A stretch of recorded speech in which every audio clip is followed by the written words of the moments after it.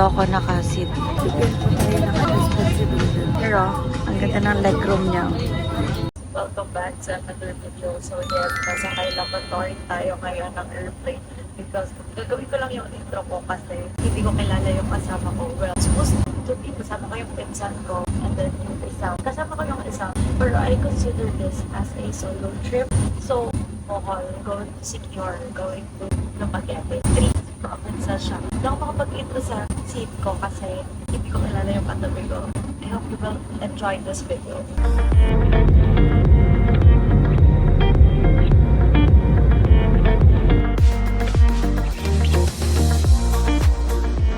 Guys, so we're finally in Tagbilaran, Panglao Airport. Nag-rent kami ng car para i-tour kami the whole day. Nang nirent namin car.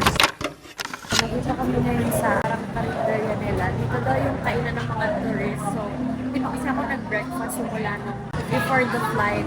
I got the chorizo, corned beef, and 1 rice. 320 na yan, guys.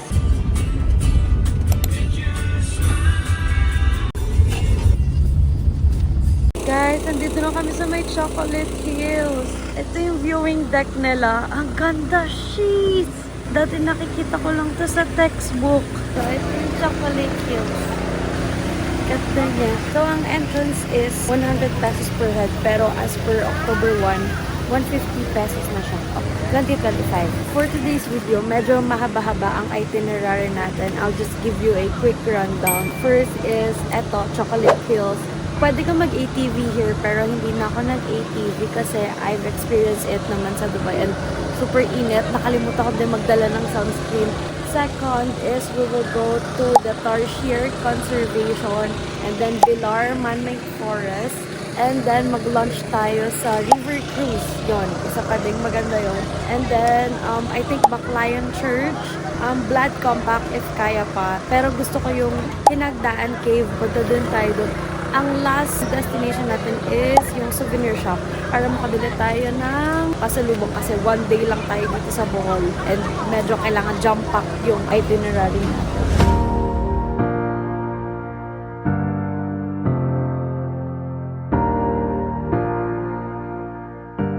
Akit tayo dito. Ito yung parang highest viewpoint. Medyo madami siyang steps and good luck. We're going up, up, up. Yan, yan siya kataas. Ano ang dapat dala ng isang solo traveler? Tripod and kapal na mukha. This is the view from the viewpoint.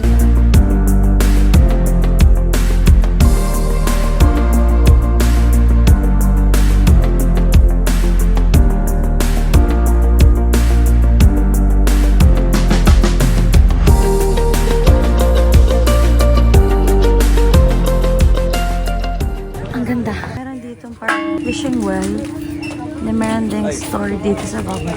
Fact lang guys, ang Chocolate Hills is nabuo because of rainwater and erosion. Ayun yung process niya. It's a National Geographic Monument. Pababa na kami. Medyo maliit yung steps. So careful na lang. Meron din mga souvenir shop dito. Ayan siya. Dito na tayo sa next stop natin, which is the Tarsier Conservation Area.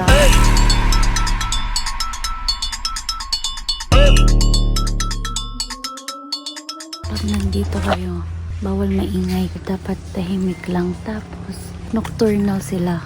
Gising sila sa gabi. Nagpapahinga sila sa araw. So, dapat lower down your noise lang. Kanya-kanyang hanap pala dito ng Tarsier.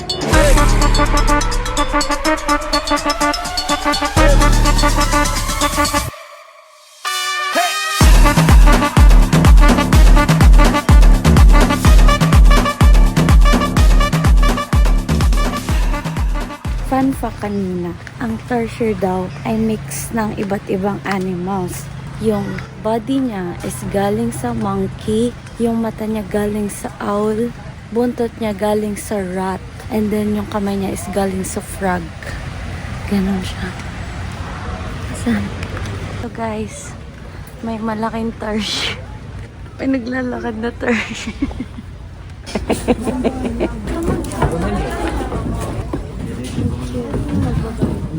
So, ito yung yung nakuha ko. Pang bigay-bigay siya. Ang cute kasi. Kahit, pero super haba ng pila. Parang mas mahaba pa yung pinila ko sa souvenir shop kesa sa tinor ko. Init. This is the man-made forest. 5 minutes away lang siya from the Tarsier Conservation Area.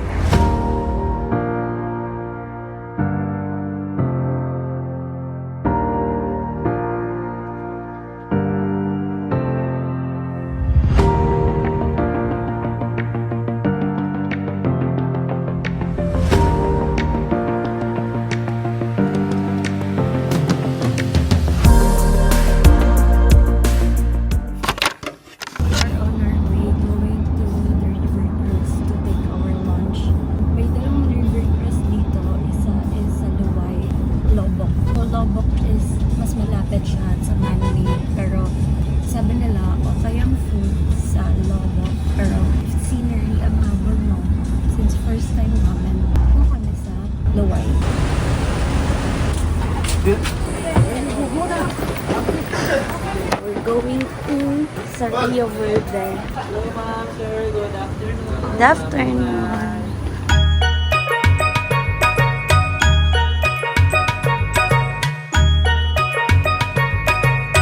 Ito yung menu for today. $9.50 per head dito sa Rio Verde. Hello ma'am, sir. Good afternoon. Nabuhay po. Boat number 5 po.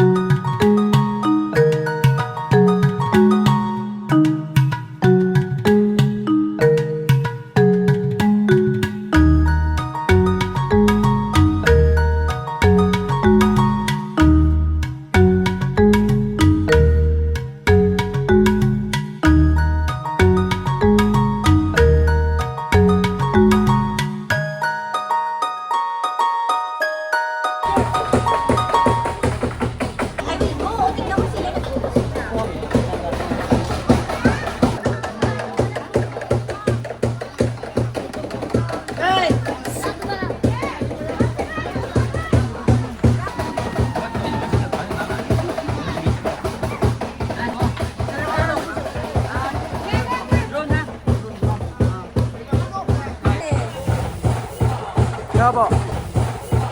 Yabo.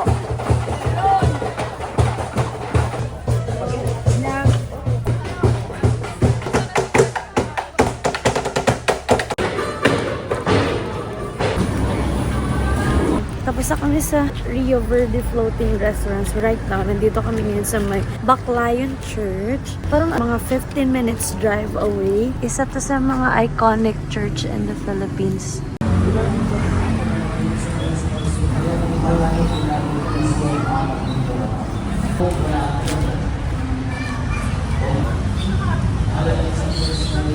Hindi kami nakapasok inside the Baclayon Church kasi parang merong yung sa patay. Dasal na lang kami outside. So now is, ano naman kami? Apolinaria Souvenir Shop. Thanks.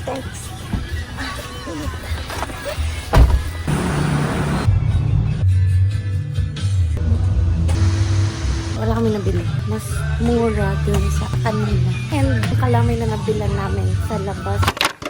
We're on our way going to Hinagdaan Cave. Entrance is 50 pesos. Pag picture lang.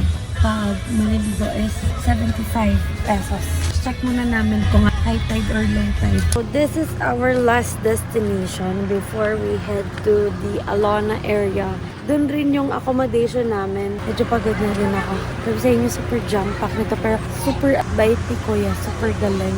Talagay ko yung Facebook page ni Kuya. Ito yung Facebook ni Kuya. So, nakuha lang namin siya ng 1,700. Car na yon. E pag tuk-tuk dito, 1,500.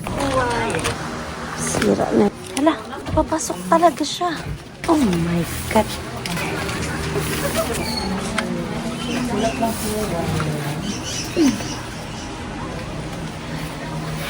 Guys, cave talaga. Ang ganda niya. Hindi lang makita sa camera, pero ang ganda niya. Thank you.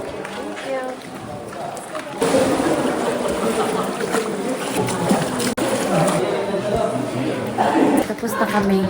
Ang sarap ng tubig, ang lamig. Lasang maalat. First time ko kasi mag-swimming sa cave. So, ganun pala siya. And super kalma lang ng water. Medyo mabilis na kami kasi kailangan namin abutan yung sunset sa Alona. And medyo malayo dito ang Alona. Tiniwi namin pataas. Dito kami mag-check-in Captain's Lodge. So, we're here na sa accommodation. Di na ako nakapag-update kasi super pagod. Pero we're currently staying at Captain's Lodge. 3 minutes walk lang daw siya from Alona. So, yung ambience. I'll tour you later kasi naghahabol ako ng sunset kasi maganda yung sunset dun sa may Alona. Ako lang mag-isa, nagpaiwan yung aking kasama. Yan. Walking na tayo going to Alona and naghanap din ako kainan ng area na to. May alina. Kami nagwa-walk going to Alona. Pag narating mo na yung Jollibee, pasok ka lang dito. Ito ang Alona. So sad. Walang sunset right now. Pero super payapa ng dagat.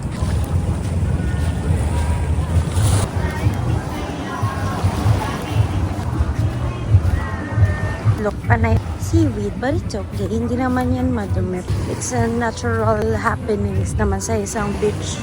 Fine ang sand nila. Meron dito guys yung mga table set up. I think merong nightlife dito. I have found my spot. Ito siya. Super payapan ng water. Mas maganda sana kung meron siyang sunset, but it's okay. Ang saya. I feel so in peace.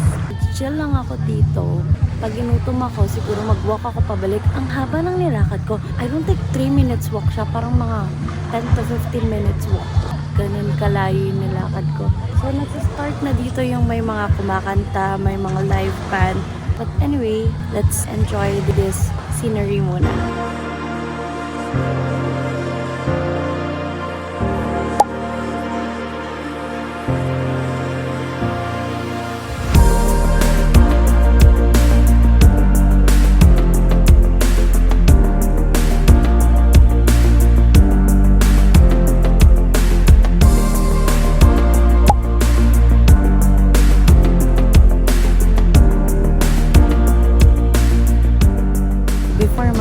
Pakita ko sa inyo kung gaano ka-fine yung sand nilagay. And sabi nila, hindi pa daw ito makakanig tulad sa Boracay. So, what mo yun sa Boracay? Super fine talaga ng sand nila. Look. What the hell? Mas fine pa siya sa milk. Super ganda!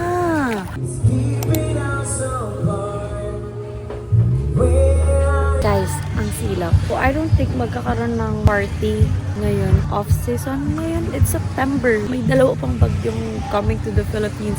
Kaya medyo konti yung turista. Medyo mellow lang yung pinapatugtog nila. Medyo gutom na ako. Bili muna ako makakain ko. Uwi na din ako para makapag-refresh ako for tomorrow. Kasi yung tomorrow is super jam-packed. I'll do an outro na dito. Sana na-enjoy nyo. If you want the copy of the itinerary, please comment down below. And I'm happy that I'm back in my traveling era again. Thank you so much guys for watching. I hope to see you on my next one. Day 2.